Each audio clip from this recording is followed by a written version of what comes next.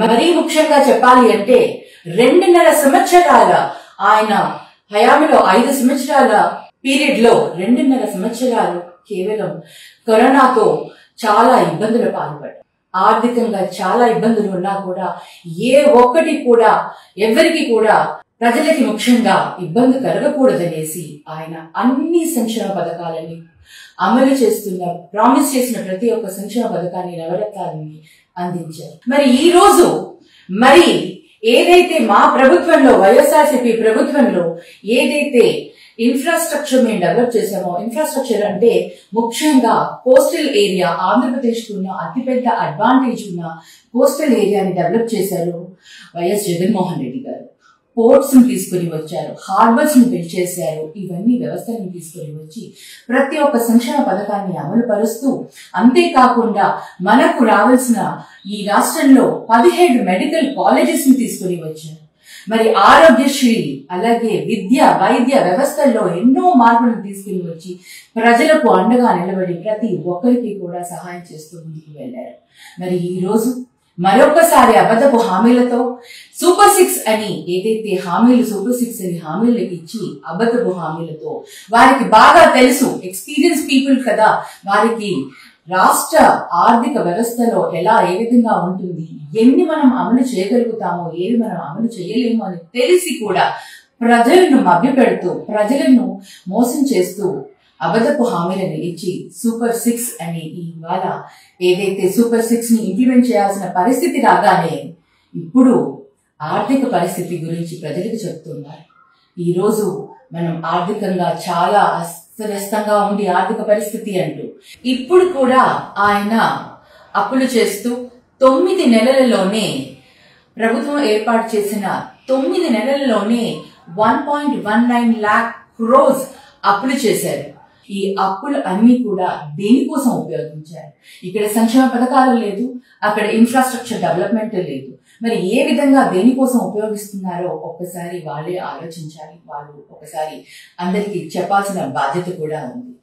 ఈ రోజు నీతి ఆయోగ్ లో మన ఫిజికల్ హెల్త్ ఇండెక్స్ ఏదైతే 13th ర్యాంక్ వచ్చిందని అంటున్నారో, జగన్మోహన్ రెడ్డి హయాంలో 13th ర్యాంక్ వచ్చిందని, మరి చంద్రబాబు నాయుడు గారి హయాంలో కూడా 13th ర్యాంక్ లోనే ఉండింది.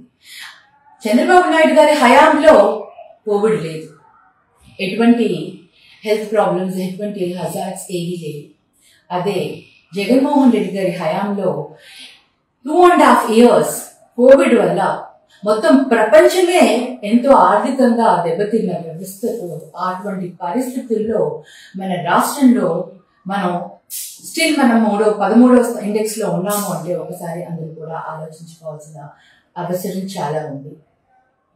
అప్పట్లో లోన్లు ఎక్కువగా చేస్తున్నారు, శ్రీలంక లాగా మారిపోతుంది, మన రాష్ట్రం అంతా కూడా శ్రీలంక లాగా మారిపోతుంది అనేసి చంద్రబాబు నాయుడు గారు మరి పవన్ కళ్యాణ్ గారు కూడా అనడం జరిగింది.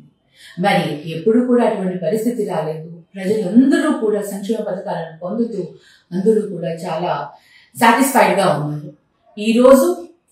ఈ రోజు వాళ్ళు చేస్తున్న ఏ కార్యక్రమాలు, ఏ విధంగా వాళ్ళు మన దావోస్ కు వెళ్ళి వచ్చినా కూడా ఎటువంటి ఇండస్ట్రీస్ ని ఏది కూడా కమిట్మెంట్ చేయించుకోకుండా రావడం జరిగింది. ఏం చేయబోతున్నారో, ఎలా చేస్తున్నారో మనకు ప్రజలకు ఎక్స్ప్లెయిన్ చేయాల్సిన అవసరం ఈ రోజు కూటమి ప్రభుత్వానికి చాలా ఉందని నేను తెలియజేసుకుంటున్నాను. మరి ముఖ్యంగా అబద్ధాలు ఏ విధంగా చెప్తున్నారంటే, ప్రభుత్వంలో వచ్చే ముందర ప్రతి ఒక్కరు కూడా రాష్ట్ర అప్పులు 14 లక్షల కోట్ల వరకు ఉందని, కొంతమంది 12 లక్షల కోట్ల వరకు ఉందని, మరికొంతమంది 10 లక్షల కోట్ల వరకు ఉందని.